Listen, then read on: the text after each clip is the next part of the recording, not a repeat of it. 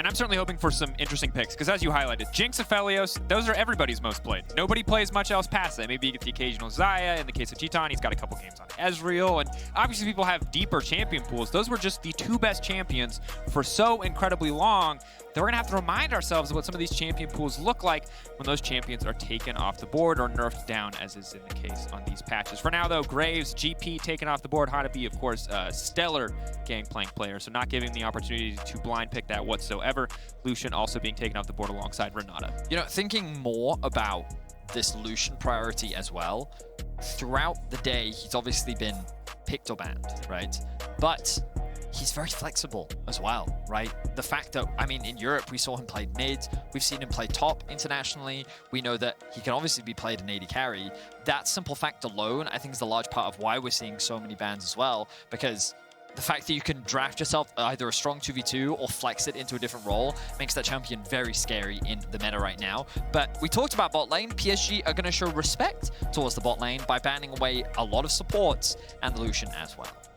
Now we're going to see the Wukong first pick immediately locked in. Of course, again, 12-7, the change where he could leap over walls to get some buffs to his Q cooldown, as well as the damage to monsters, but in general, really enabling him to play much stronger in the jungle and take away some of those early laning phases weaknesses that he had struggled with in the past, outside of course, against very heavy AD composition. So see where it goes. Expecting it to go into the jungle walls. On the opposite side, look, if it ain't broke, don't fix it. And Aphelios, well, he might be broken, but he's not broke. He didn't get nerfed, so use him. He's strong, offers an engage option, offers a strong laning phase, overall very powerful champion. And curious to see now how Red are going to respond. AP jungle MF is the hover. Is what I'm thinking for Chitan. Yeah. They might not pick it now. They may want to just grab themselves an early support. Things like Norless have been very prevalent. And I wouldn't be surprised to see that one. We've been seeing a lot of this Gwen Wukong combo. Obviously, we talked about how the buffs to Gwen. Oh. Okay, so I'll finish my point and then come back to that. But the buffs to Gwen obviously made her that much more viable again in Pro. I'm surprised as to how viable she has suddenly become. The fact that teams are saying, well, you know what? Now that she's back on the playing field, there are very few answers that teams have for her. I always like to think of champions like Tryndamere that can be used as a means to try and shut her down. But PSG right now are saying, we're going for the safe scaling approach. By going for the Gnar, they will have a little bit more frontline, a little bit of safety, and overall a very solid foundation for a good teamfight comp later on into the game. But that Jhin, second time we've seen it now. I'm not a massive fan. Nope. Maybe this Umbral Glaive tech will be continued, and it's something that we're just not familiar with yet. Yes. But while Jhin can be a very powerful laner, I'm a little surprised because Chitan has played MF this split, and MF I think has actually been shown to be a really good answer into things like Aphelios as well. It gives you a lot of team fight power, and I think it would have synergized very well with the Wukong that they drafted for themselves. So I'm a little surprised that they chose to go for a different direction, but this also to me suggests that they're looking for a Nautilus support. So let's see if PSG look to remove that from the pool. For now, it is the LeBlanc, but I think one thing that is different from our previous game is that while LeBlanc and Jhin were really the sole sources of reliable damage on their team, the composition so far for Red Cannons does have a Wukong, does have a Gwen. So Jhin can play a utility role more comfortably, has champions that setup can be used for, has a lot of upfront damage from those champions that he can look to finish off with his ultimate. So it does feel a little bit stronger for Jhin as a champion, but we'll see what it looks like once we have the supports locked in as well. For now, Yuumi, a lot of the range supports being taken away. Feels like PSG want a fist fight in the bot lane, I'm not going to lie, limiting all of these safe kind of stand-back supports for these champions that can get lane control early on. Might just see Engage versus Engage as the Vex, the LeBlanc both taken off the board. Well, the analyst desk highlighted it, right? Red typically play from behind, you know, and by eliminating a lot of these scaling supports, they're preventing this late game team fight damage threat that Red typically like to play towards. Now, I did want to note, with the Vex ban coming through from PSG, heavily indicated to me that an Ahri was going to come through for PSG in mid. That ban, in response, is great for Red, but now they can look for something like a Ryze. Instead, they're going to choose to lock in the Nautilus themselves, deny that as an option. Of course, Aphelios Nautilus, very tried and true, very staple, very stock standard bot lane. I would have thought that they would consider a Thresh, but still a very viable option here for them.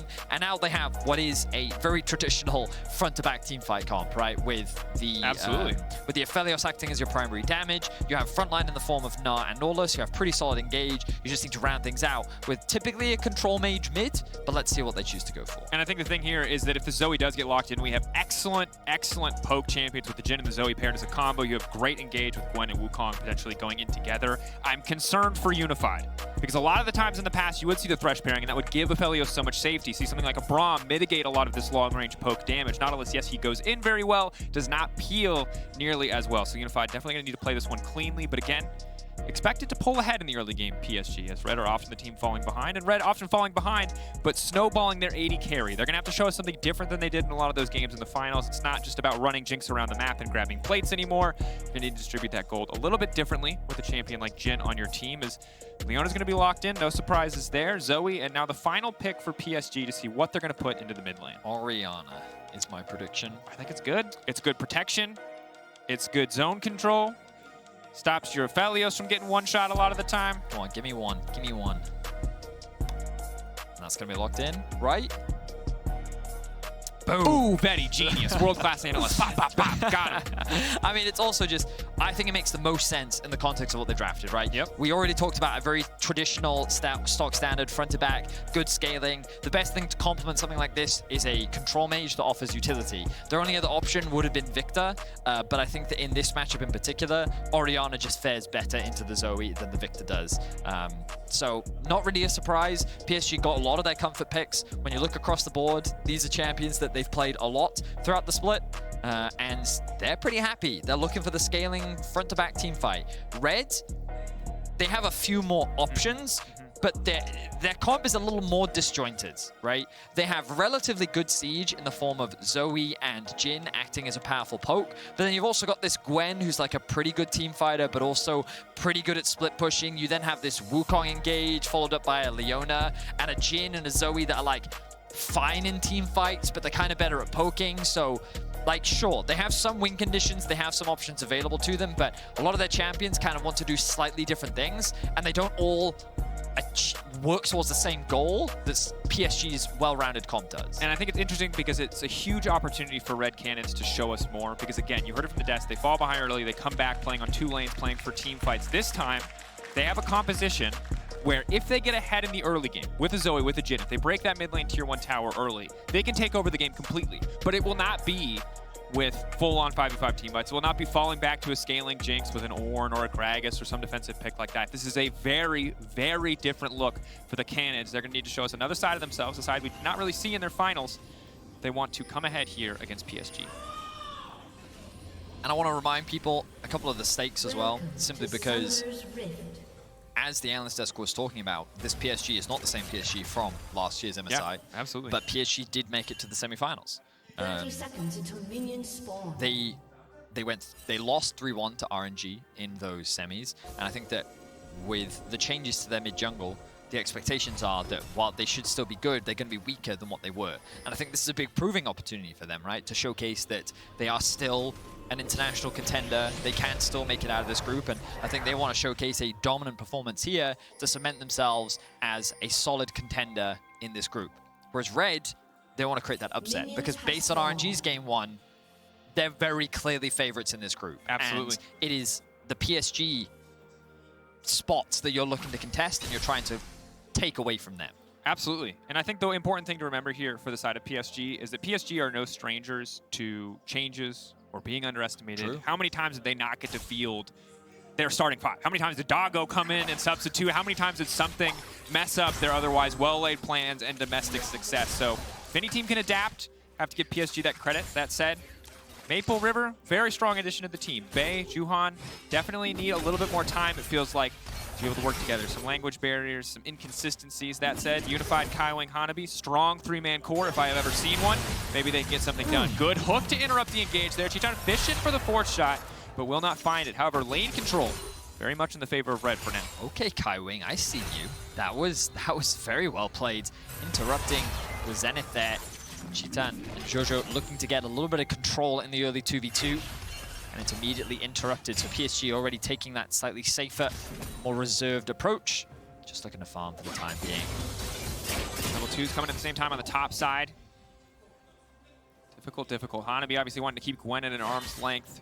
Oversteps one time, she leaves on top of you, she gets a good trade. Good news is she doesn't have any CC, so yeah, you can just do that. You're not too punished if you overstep one time, but once Gwen starts to win a lane, she usually continues to win it. We'll see what happens once there are a few more items under the belt, and of course, important to note the discrepancy in summoners. Ghost versus the Flash here. It can be difficult if the Gwen finds any kind of advantage whatsoever. But across the map, pretty quiet early game, all things considered. Fighting for pressure sort of as expected. Instead, now turning our eyes towards the jungler, seeing where the Viego goes early, seeing if Aegis wants to go for maybe some early ganks in Wukong or just farm up to the level 6. Keeping my eyes on the jungler as you highlighted. Juhan starting up towards the top side of the map, path back towards bot, hovering around that side of the map right now. Both junglers should meet. The important thing to note is that Juhan does not have priority in the bot lane 2 versus 2, which means that Chitan and Jojo can collapse first. The junglers will spot each other out. Here we go. Aegis stepping in, going for a little bit of these early trades. Remember, Wukong gets a lot of armor from his passive, The as smite's well gonna as heal a health lot. regen. Looks like he has just taken control over the crowd. Okay. Juhan playing to the bottom side when he did not have cryo there. Of course, Greftar does give up a bit of lane pressure. Is going to take a bit of a bad trade here just so he can move down and support his Bay. Trying to clear what he can. Ooh, good sidestep there. Necessary, as Aegis was making his way towards the mid lane wave.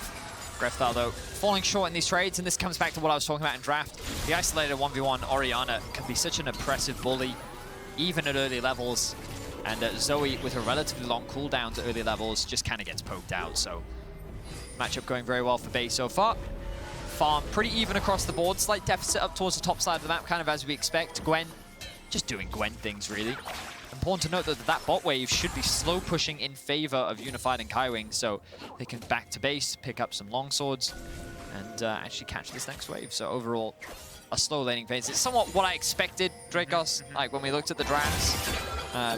But as a result of this, I am a little concerned as we get later on into the game with this composition from Red Cannons. We already talked a lot about how the composition kind of wants to do different things. Yeah. Chitan and Grevthar really good at finding picks, really good at poke, really good at sieging towers in particular, whereas the Wukong and the Gwen really good at skirmishing, really valuable in team fights, does very well in a side lane, and it's kind of like that duo and then the mid AD carry duo that have like slightly different goals in mind, Yeah. so how they navigate around those team fights is going to be interesting to watch. Absolutely is. Hanabi playing safely This wave here. sucks. This is, yeah. This is misery territory, observers. He knows. Giving us the horror movie vision highlight. Ooh, the bounce over the head. I respect it. Looking for the third auto for an extra bit of movement speed, but it's just not gonna be enough. Red Cannons finding first blood. Nice, really nice play overall. They set up the wave perfectly. The Ghost is used by Guigo, but it doesn't matter. They end up getting the kill. They find themselves an early lead.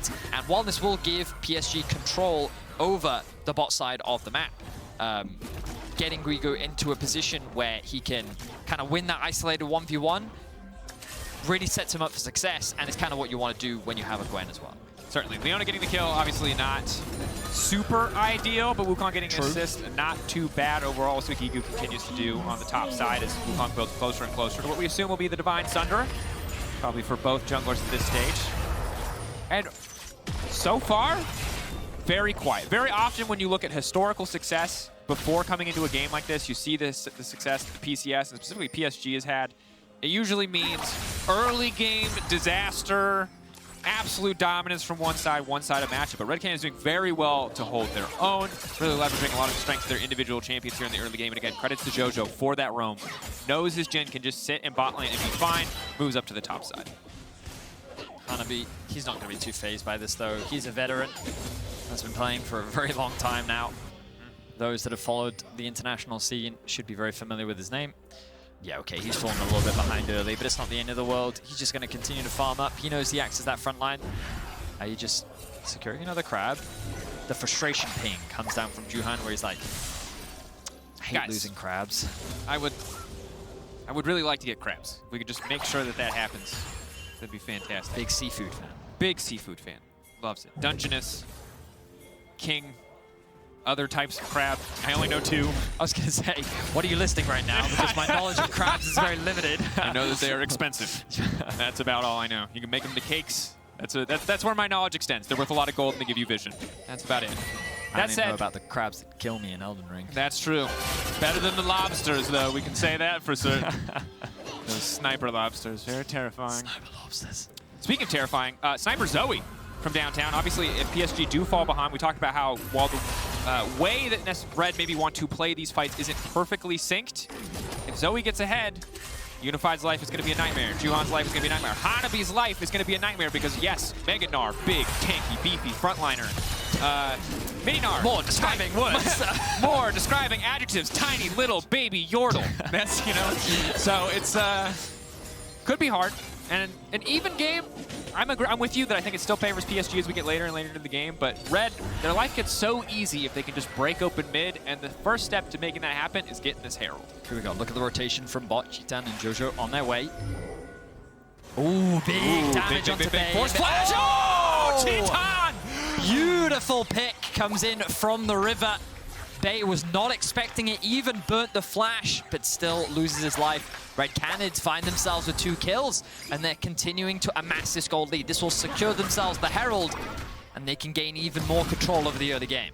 If they also break down mid in the near future, Zoe's life becomes so fantastic. So utterly easy. You're walking through Fog of War, you're throwing out bubbles, nobody can sit safely in their lane. It would be massive for Red if they continue to push this advantage forward. Right now, just that wave in mid, doesn't look like they have enough pressure, but that is always the thing I keep my eye on anytime we see a Zoe in pro play. Now, I'm gonna say this again, because this is the second time we've seen the Emerald Glaive Jhin, and you know, we're not familiar with it. We're gonna do more research, especially after today's I'll games. say I'm skeptical. I am absolutely willing to be wrong.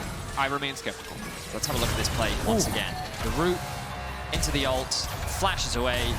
Ooh, good damage. A good pick overall. Very well played. But yeah, it's now that we've seen it twice, it makes me think, okay, there's probably something we don't know. Yep. So I mean, it's a cost-effective item. It clears vision 100%. very quickly. Very powerful. In general, it's just very strong. When it's good, it's very good. It's one of those things where, like, as a first item, like for the value that it gives, sure, it's just a very. It probably just gives you a very strong spike. I mean, like, one tick of his ultimate helped him secure that kill, right? Yeah. So like, the damage is definitely nothing to scoff at, and it's definitely going more favorable than what we saw last game. That's for sure. Certainly. They are setting up a wave right now. Looks like they're not going to risk any dive. Can look to back to base. Maybe spend some of that gold that they're sitting on. Yeah, and I will say, like, thinking more about it, because of the cost reduction, you do get that completed item before your opposition if the lane is even, right? Well, which means that you then set yourself up for a potential fight or play that bit earlier. It's also, remember, as with most lethality items, hold that thought. Kigu going forward there. It's very cheap. The build path is very easy. There's a ton of long swords. Your backs are easy. Last time, Varus was super popular as a lethality AD carry. This item was very strong on him. He would buy it, mostly because it's, you know, it's 200, 300 gold cheaper, and it's just easy. Every time you back, you can buy something. There are no bad backs when you're building lethality generally, and that's certainly the case when you're building something like Humble Blade. Yeah, I see a little bit more. Perhaps we were just skewed in last game because, I mean, they were losing. I'm willing to be wrong. I just like, you know, maybe I'm a bad Jhin player. I'm definitely a bad Jhin player. I like my Mythics. I like my Yomus. I like to go fast. You know, playing for the team, respectable. Is it questionable? I don't know. Someone send us the map. Happy to be wrong. Chitan is caught out here. Ignite already ticking down. He's running for the hills. Unified a mile away, however. Nola's just casually solo killing Chitan there. Not a problem. Did burn the Ignite. Will force Chitan low. Lost the heal as well. Big thing here, though, for the Jhin is that he can still just ult in this fight and contribute plenty. Objective getting lower. We're going for the full-on 50-50. That's going to be the 2-man, but the lead forward from Wukong is big. It stops Unified from hitting the multi-man ult. Aegis going immediately into the backline. Now Jojo looking to follow up. Here comes the curtain call. Unified needs to make his way out. Bay stepping forward to body block.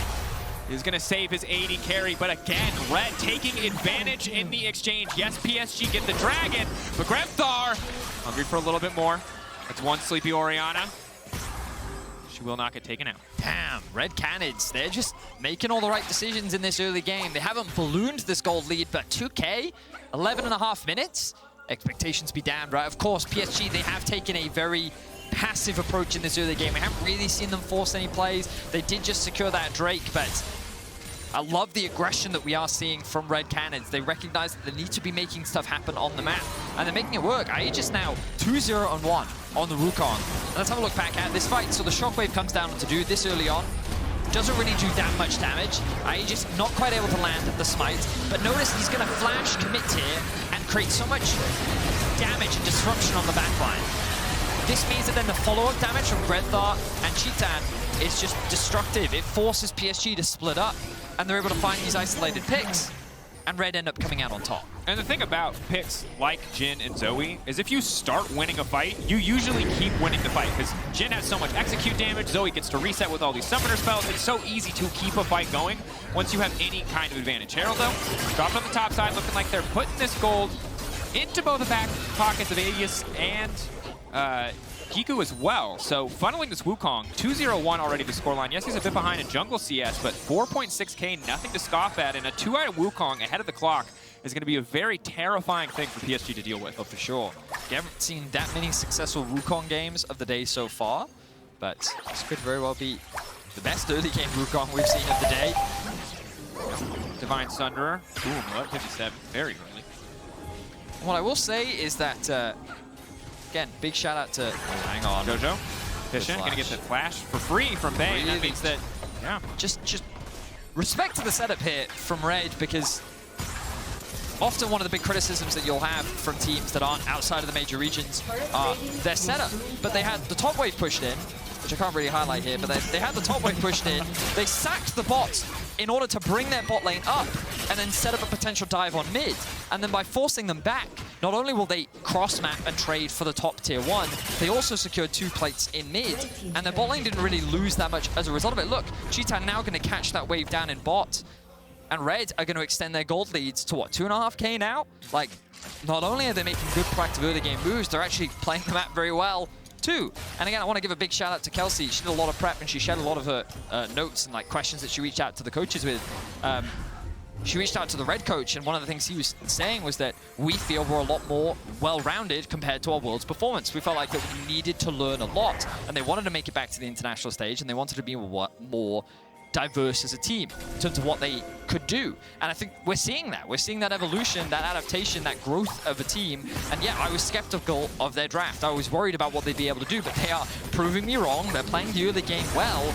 Now they just need to keep this momentum up, and they need to keep the pressure on PSG before they can reach that big 2-item spike and then look to try and force those team fights. Yeah, because it is important to remember, while Red are very much in the lead, their gold is kind of spread out between the respective damage spots on their team, whereas PSG really have all of their gold in the back pocket of Unified. He was the gold leader in this game when we checked in moments ago, and while yes, he doesn't have all the backline peel maybe that an Aphelios would love to have, 3-item Aphelios is still something that has to be respected. Has the Gale Force, has the cleanse for a little bit of extra safety, and if it is a game that comes down to full-on 5v5 team fights, it's really just about whether or not he can survive the Gwen and Wukong, and if he does, they're just going to win every single fight. So it's something that has to be looked out for. For now, Red very much in control. That can all slip away from them.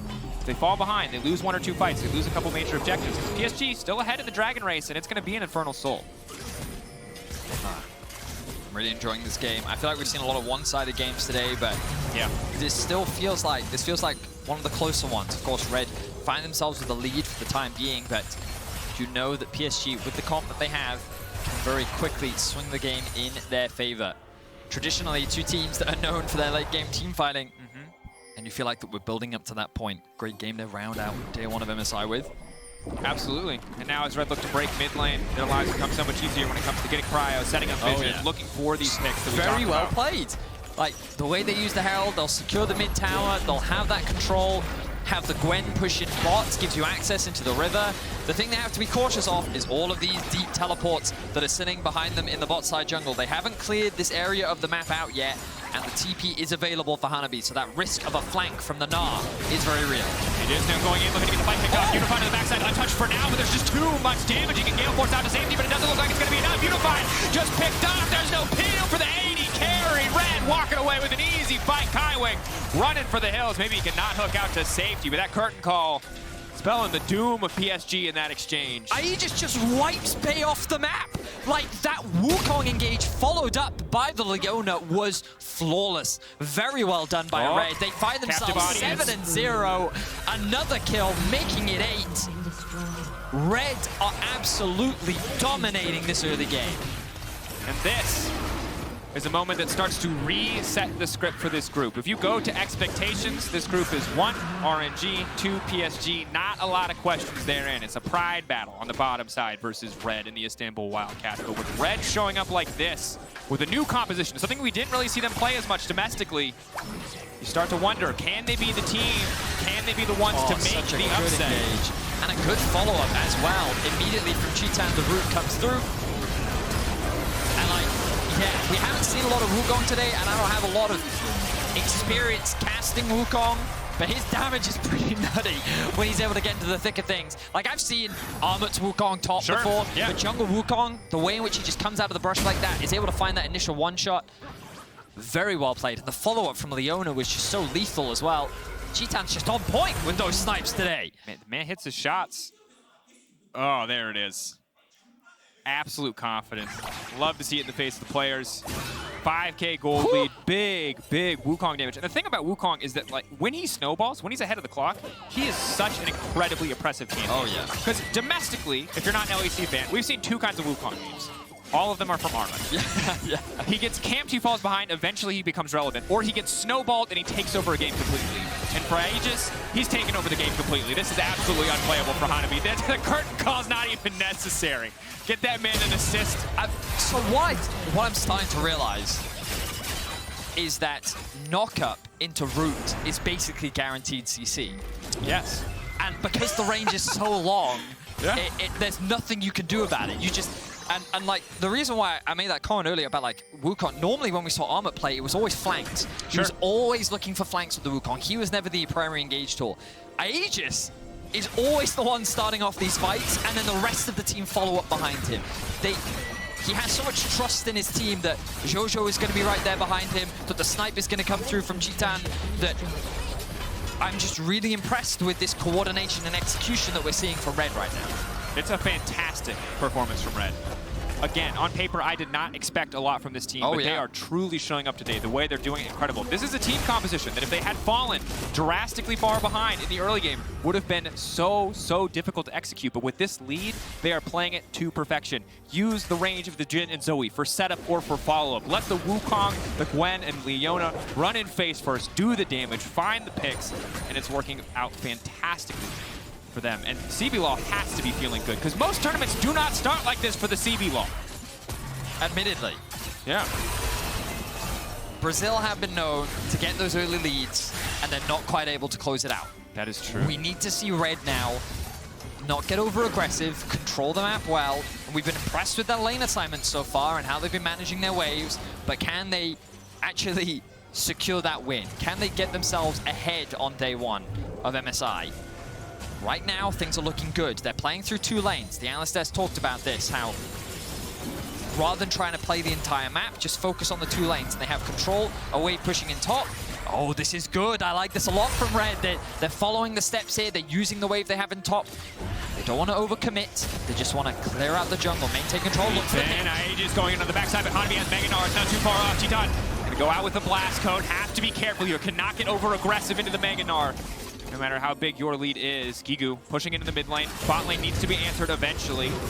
PSG weathering the storm for now. Yes, and that was a slightly harder engage to follow up on. Good jump from Hanabi as well to disengage from the follow-up that we saw. It's again that Wukong engage into the W from the Jhin, into the then follow-up from the Leona. Very devastating, very powerful pick setup. That this time around PSG was able to avoid, and as you rightly said, buy a little bit more time. The Dragon now spawning in about 55 seconds. Resets very wisely coming in from Red. Aegis likely going to clear this camp. I wouldn't be surprised to see him base pick up a few more control wards. But he may be running out of time. It's just a difficult spot too. Unified going for the Collector second. It's going to feel good in some instances, especially against Cheetan and Grevthar, but Aegis has so much armor already between Death Stance and Plated Steel Cast. Gets so much more armor from his passive. You just have to wonder if Lord Dominik's could have come out here, could have been a little bit more effective, because it really is just about, can you survive the Wukong? He will leap into your backline, and if he is not answered, he will kill your backline, and that is going to be the puzzle that PSG have to solve. They're going to send Grevthar to catch the top wave. They have bot pushed in. He does have the teleport available. Once again, Red, they are the aggressors. They will catch the mid wave, push that one in. They lose a tiny bit of vision. Look at that ward just above Wigu. Very deep, gives them a lot of information. And this is going to be uncontested. PSG going to use this window to move towards the Baron.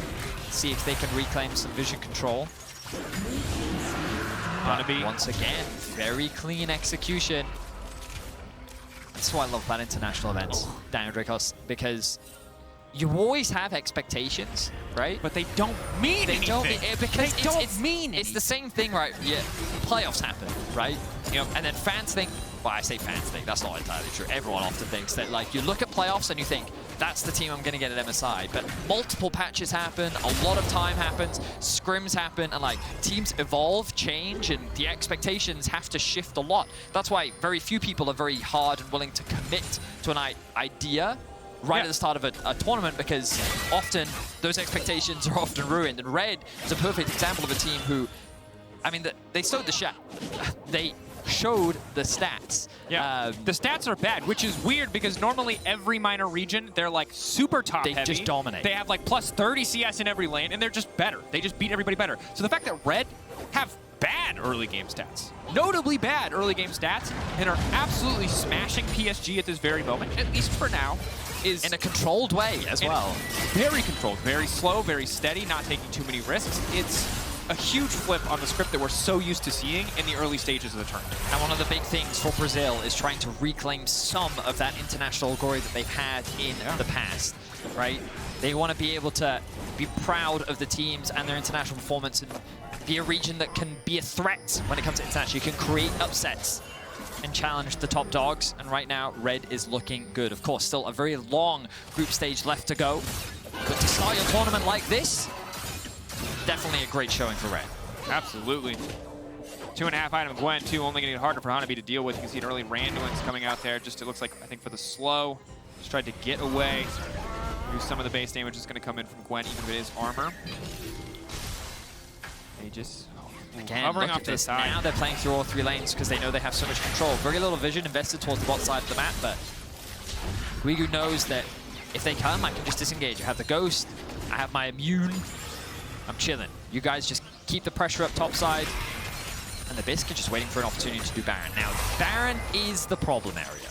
Yeah. Because while they do have Leona, it's not the fastest with Zoe and Jin, but they're looking for the fight. Won't be a problem if they can win a fight. Engage going to be interrupted, but there's Aegis into the backside. He's going to look for the second proc. Immediately goes invisible, goes for the second proc. It's massive damage. That's going to be one sleeping jungler. That's going to be one dead jungler as Red managed to find the pig. They can turn their face back towards the Baron. The pings are coming out there ready. They have found their window of opportunity. Could they have rushed it with a Jin? Absolutely not. Can they rush it when a jungler is dead and an Orianna is low? Hell yes. That is 10 kills to 0. No blood has been spilt on the side of the Red Canids, and they will convert that pick into a Baron. An incredibly impressive performance from the Red Canids to start off their MSI. And now with the Baron, they have everything they need to break into the base and look to secure their first win. Betty, this is really, we're probably saying it too much now, but it's really crazy to see this.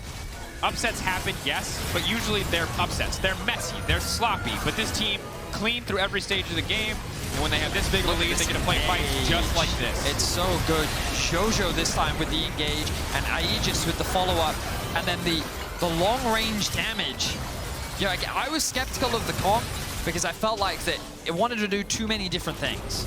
But seeing it in action, I grossly underestimated it. And it may just be because PSG had a very slow game, but all in all, what Red is doing is they're engaging with either the Wukong or the Leona. And Grevthar and Cheetan are untouched every single fight. There is absolutely no backline threats that they are worried about. and they can always follow up reliably. The worst case scenario for Red is if that Wukong dies immediately, and he just hasn't. They have not been able to kill him because it is always Red that finds that initial pick first, and they create the numbers advantage. So huge credit to Red. The way they're playing this comp is a joy to watch, and it only opens us up even more for future compositions at MSI. Absolutely. Ready to see the rise of Jhin, as it has been a pretty popular pick so far of the day, both Holy Phoenix and Cheeton picking it up for themselves. Igu. Bit of a stun here, Aegis. Finding the jungler, catching him out, looking to knock upon him. Behind him, he's gonna get the double bans off to safety. Meanwhile, Unified, oh no! His life is just so hard. Oh no! How did he hit those? With the flash and W combo, is able to secure a kill. They're looking for more. One more kill.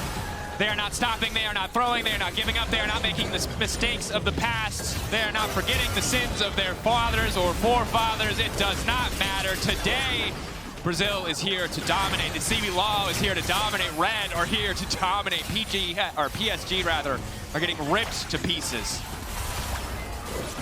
Another kill will go in the favor of the Red Canids. 13-0. Oh my word. And I thought the most one-sided game of the day might be a G2 game, might be an RNG game, might be a T1 game, but a 13-0. Today, Red are the guys wampa stomping their way across this rift. Gigu walking forward, another route onto the AD carry. Unified's life is a living hell. He's getting picked apart again, and finally the victory will come through. Cheeton, full confidence, a well-earned victory from the entire Red lineup. You always know you're going to get a passionate team from Brazil, and look how much this single win means to them. The group stage is still going to be a long and difficult road. Teams are going to evolve, they're going to improve, and they're going to find ways to shut down what it is that you're good at. But for now, the Red Canids find themselves tied for first with RNG in this group. And it makes the group so incredibly exciting. PSG, can they rise up? Can they find their form again? Same story with Istanbul Wildcats. We're finally going to see a group where everybody is fighting for a way out of the group. Well, this is the thing. The Wildcats, of course, their first game was against RNG, but that was an expected outcome, right? And I think even what we saw from the Wildcats early was a good idea that they just couldn't quite execute upon. I feel like we haven't really seen the Wildcats, and it really does set up for an interesting group after this performance. This group is going to be an interesting one to track for sure. I love it, Betty. Sometimes you forget, you get used to the status quo, you get used to the expected favorites winning out, as has often been the case in Stage 1 in play-ins. Even if there are a few upset games here and there, gives me hope for a thrilling group, a close, contentious fight to make your way out and into the Rumble stage. PSG, maybe back to the drawing board a little bit. Feels like once they fell behind, there weren't a lot of ways back in, and certainly not when Red were playing at the level they did today. I mean, I really